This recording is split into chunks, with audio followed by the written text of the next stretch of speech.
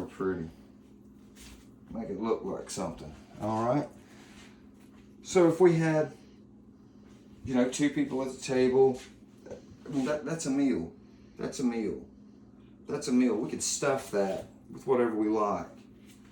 And we still have a half pork loin left. And our cutlet. Y'all want another cutlet? Let's do that again. Got my knife down. I'm cutting below my hand. I'm letting the knife do the work. I'm just going to have to go in real time to really get it. I missed it at the bottom. Finish that cut. Okay, that don't look so good. Let's take that off for sausage. There's more pork cutlets. See, we kind of just robbed a meal right off the bottom of that loin. Put that over there. All right, now we still got chops. So, this is the rib end of the chop. Let me face that off, you'll be able to see it a little better. So the ribeye of the pork.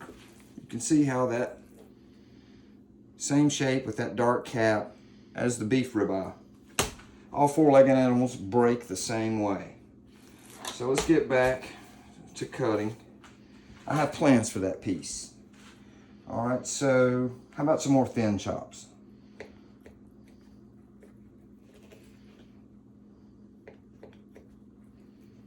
Up and away.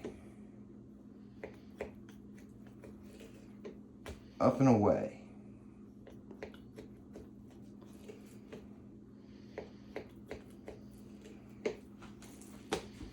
Okay.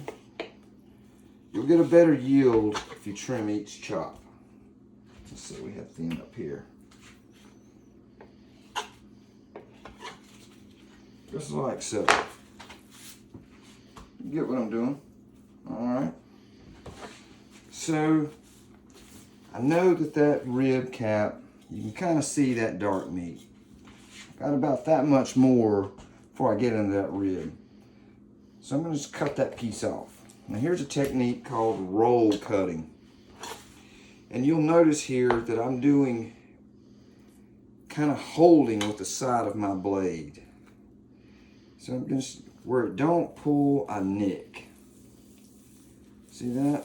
The good Lord was kind to meat cutters because he made the seams. We get in that seam and it'll come right apart. We're going to just cut that off.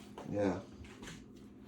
Now that could be, you know, used for seasoning. That could be a cracklings. I don't have the skin on, but all right. So back to the roll cut. What I do is I stab in, cutting away from me. After I get in, I'm thinking about my blade turning up.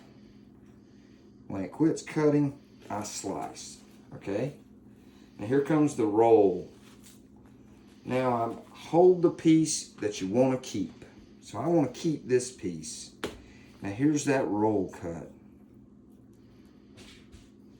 I'm slicing and I'm pushing with the side of my knife and I'm pulling this meat and I'm rolling that right out of there.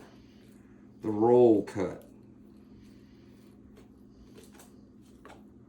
Some may call it a different, that's what I call the roll cut. You know, that will cook off, but let's go ahead and take it off there. You don't have to get it all the first try. All right. If it's pork, it's good. That's sausage. All right, this piece. There again, we could do more cutlets. How about some pork kebabs? Let's cut that.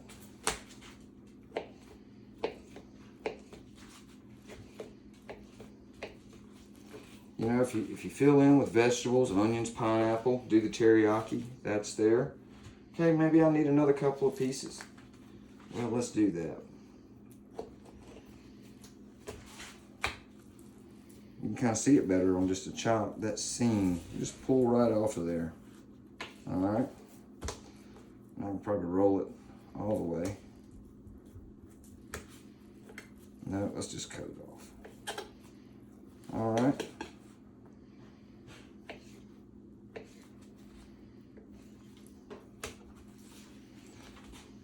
Now we have a couple of kebabs. Let's go up here with it. All right, now we're down to that rib piece. So I'm thinking boneless country style ribs. So to achieve that, what I'm going to do is cut it in about 1-inch slices. 1, 2, 3 cuts, give me 4 cuts. 1, 2, 3. So that's the ribeye of the pork that I was talking. You'll see that on restaurant menus. They'll give you 2 of them, and that'll be, you know, $14.95 or ever how much. Remember, we got $13 in all this.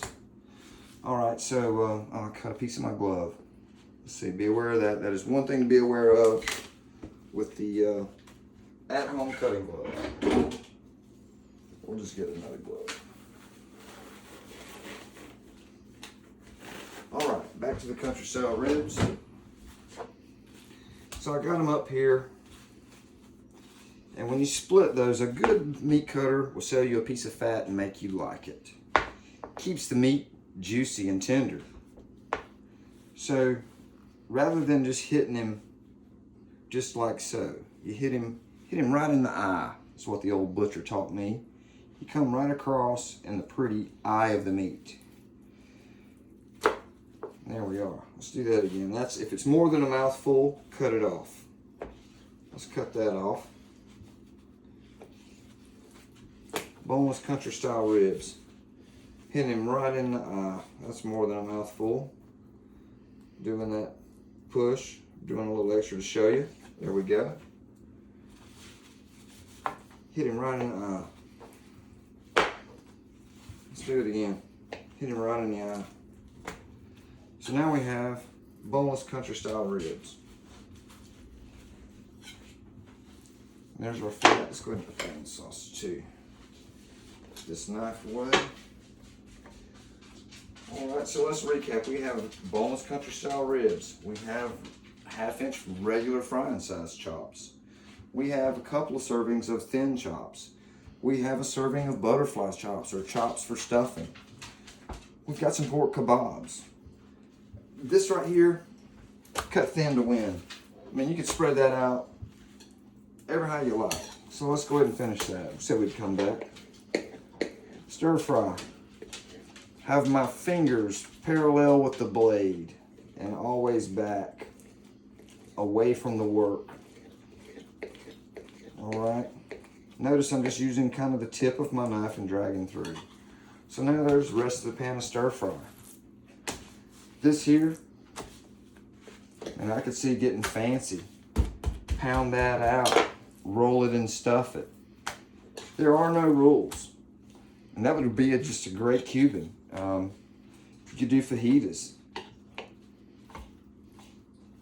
We have a Japanese steakhouse here that just started offering hibachi pork. Probably the same reason we are battling food costs.